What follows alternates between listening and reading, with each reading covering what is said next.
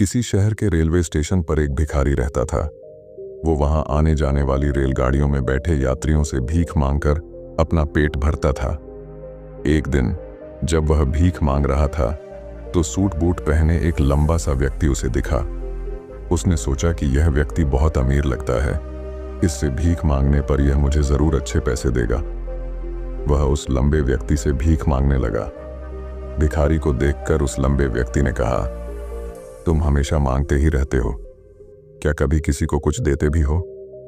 भिखारी बोला, साहब मैं तो भिखारी हूं, हमेशा लोगों से मांगता ही रहता हूं, मेरी इतनी औकात कहां कि किसी को कुछ दे सकूं। लंबा व्यक्ति बोला, जब किसी को कुछ दे नहीं सकते तो तुम्हें मांगने का भी कोई हक नहीं है। मैं एक व्यापारी हूं और लेन देन में ही विश्वास करता हूं। अगर तुम्हारे पास मुझे कुछ देने को हो तभी मैं तुम्हें बदले में कुछ दे सकता हूं।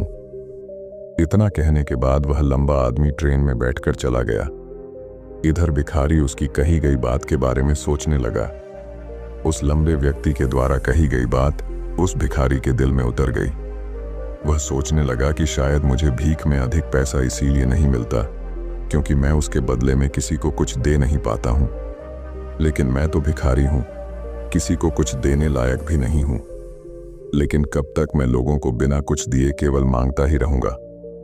बहुत सोचने के बाद उस भिखारी ने निर्णय किया कि जो भी व्यक्ति उसे भीख देगा उसके बदले में वह भी उस व्यक्ति को कुछ जरूर देगा। लेकिन अब उसके दिमाग में यह प्रश्न चल रहा था कि वह खुद भिखारी है तो भीख के बदले में वह दूसरों को क्या दे सकता है। इस बात को सोचते हुए 2 दिन हो गए, लेकिन उसे अपने प्रश्न का कोई उत्तर नहीं मिला था। तीसरे दिन जब वह स्टेशन के पास बैठा हुआ था तभी उसकी नजर कुछ फूलों पर पड़ी जो स्टेशन के आसपास के पौधों पर खिल रहे थे। उसने सोचा, क्यों ना मैं लोगों को भीख के बदले कुछ फूल दे दिया करूं। उसको अपना यह विचार अच्छा लगा और उसने वहां से कुछ फूल तोड़ लिए। अब वह ट्रेन में भीख मांगने पहुंचा। अब जब भी कोई उसे भीख देता तो उसके बदले में वह भीख देने वाले को कुछ फूल दे देता। उन फूलों को लोग खुश होकर अपने पास रख लेते थे। अब भिखारी रोज फूल तोड़ता और भीख के बदले में उन फूलों को लोगों में बांट देता था। कुछ ही दिनों में उसने महसूस किया कि अब उसे बहुत अधिक लोग भीख देने लगे हैं। वह स्टेशन के पास के सभी फूलों को तोड़ लाता था। जब तक उसके पास फूल रहते थे तब तक उसे बहुत से लोग भीख देते थे, लेकिन जब फूल बांटते बांटते खत्म हो जाते तो उसे भीख भी नहीं मिलती थी। अब रोज ऐसा ही चलता रहा। एक दिन जब वह भीख मांग रहा था तो उसने देखा कि वही लंबा व्यक्ति ट्रेन में बैठा है जिसकी वजह से उसे भीख के बदले फूल देने की प्रेरणा मिली थी। वह तुरंत उस व्यक्ति के पास पहुंच गया और भीख मांगते हुए बोला, आज मेरे पास आपको देने के लिए कुछ फूल हैं, आप मुझे भीख दीजिए तो बदले में मैं आपको कुछ फूल दूंगा। उस लंबे व्यक्ति ने उसे भीख के रूप में कुछ पैसे दे दिए और भिखारी ने कुछ फूल उसे दे दिए। उस लंबे व्यक्ति को यह बात बहुत पसंद आई। वह बोला, वाह क्या बात है, आज तुम भी मेरी तरह एक व्यापारी बन गए हो। इतना कहकर फूल लेकर वह लंबा व्यक्ति अपने स्टेशन पर उतर गया। लेकिन उस लंबे व्यक्ति द्वारा कही गई बात एक बार फिर से उस भिखारी के दिल में उतर गई। वह बार बार उस लंबे व्यक्ति के द्वारा कही गई बात के बारे में सोचने लगा और बहुत खुश होने लगा। उसकी आंखें अब चमकने लगीं। उसे लगने लगा कि अब उसके हाथ सफलता की वह चाबी लग गई है जिसके द्वारा वह अपने जीवन को बदल सकता है। वह तुरंत ट्रेन से नीचे उतरा और उत्साहित होकर बहुत तेज आवाज में ऊपर आसमान की तरफ देखकर बोला, मैं भिखारी नहीं हूं, मैं तो एक व्यापारी हूं, मैं भी अमीर बन सकता हूं। लोगों ने उसे देखा तो सोचा कि शायद यह भिखारी पागल हो गया है और अगले दिन से वह भिखारी उस स्टेशन पर फिर कभी नहीं दिखा।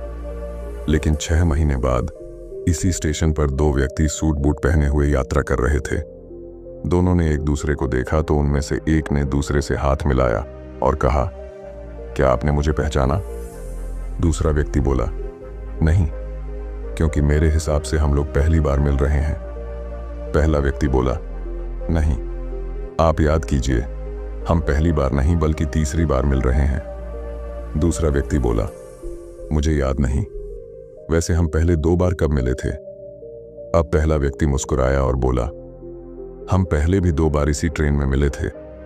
मैं वही भिखारी हूं जिसको आपने पहली मुलाकात में बताया कि मुझे जीवन में क्या करना चाहिए, और दूसरी मुलाकात में बताया कि मैं वास्तव में कौन हूं।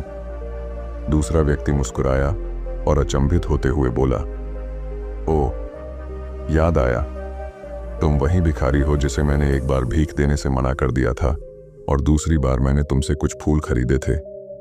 लेकिन आज तुम ये सूट बूट में कहाँ जा रहे हो और आजकल क्या कर रहे हो? तब पहला व्यक्ति बोला, हाँ, मैं वही भिखारी हूं, लेकिन आज मैं फूलों का एक बहुत बड़ा व्यापारी हूं और इसी व्यापार के काम से ही दूसरे शहर जा रहा हूं। कुछ देर रुकने के बाद वह फिर बोला, आपने मुझे पहली मुलाकात में प्रकृति का वह नियम बताया था जिसके अनुसार हमें तभी कुछ मिलता है जब हम कुछ देते हैं। लेन देन का यह नियम वास्तव में काम करता है। मैंने यह बहुत अच्छी तरह महसूस किया है, लेकिन मैं खुद को हमेशा भिखारी ही समझता रहा। इससे ऊपर उठकर मैंने कभी सोचा ही नहीं। और जब आपसे मेरी दूसरी मुलाकात हुई तब आपने मुझे बताया कि मैं एक व्यापारी बन चुका हूं।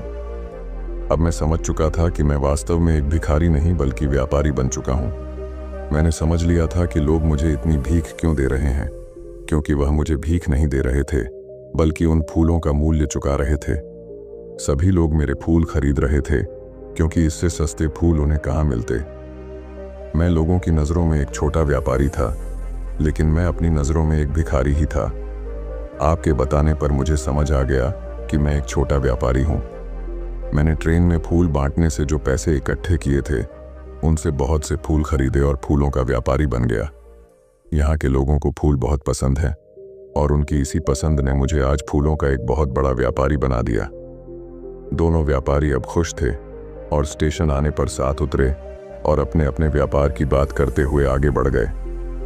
दोस्तों, इस कहानी से हमें बहुत कुछ सीखने को मिलता है। कहानी में लंबा व्यापारी गिव एंड टेक के नियम को बहुत अच्छी तरह जानता था। दुनिया के सभी बड़े व्यापारी इसी जीवन के नियम का उपयोग करके सफल हुए हैं। इस फॉर्मूले को उसने भिखारी को भी बताया। भिखारी ने इस प्राकृतिक नियम को अपना लिया और इसका असर उसके जीवन में साफ दिखाई देने लगा। उसने अपनी सोच बदली और उसकी जिंदगी बदल गई। यह कहानी हमें बताती है कि हम यदि अपनी सोच बदल लें तो कुछ भी हासिल किया जा सकता है। यदि हम खुद को छोटा समझते रहेंगे तो हम हमेशा छोटे ही बने रहेंगे।